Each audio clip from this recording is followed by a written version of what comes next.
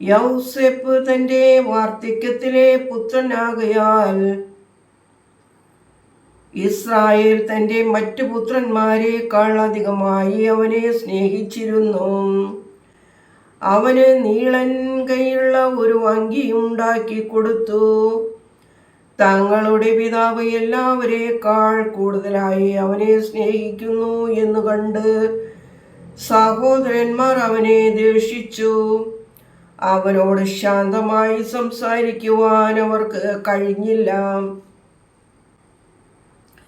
യൗസേപ്പ് ഒരു സ്വപ്നം കണ്ടു. അവനത് സഹോദരന്മാരോട് അറിയിച്ചു. അത് അവർക്ക് അവനോടുള്ള ദോഷം വർദ്ധിപ്പിച്ചു. അവൻ അവരോട് പറഞ്ഞു, ഞാൻ കണ്ട സ്വപ്നം കേൾക്കുവിൻ. നാം വയലിൽ കറ്റ കെട്ടിക്കൊണ്ടിരുന്നു. ഇതാ എൻ്റെ കറ്റ എഴുന്നേറ്റ് നിവർന്നു നിന്നു. നിങ്ങളുടെ കറ്റകൾ ചുറ്റും നിന്ന് എൻ്റെ കറ്റയെ വന്ദിച്ചു.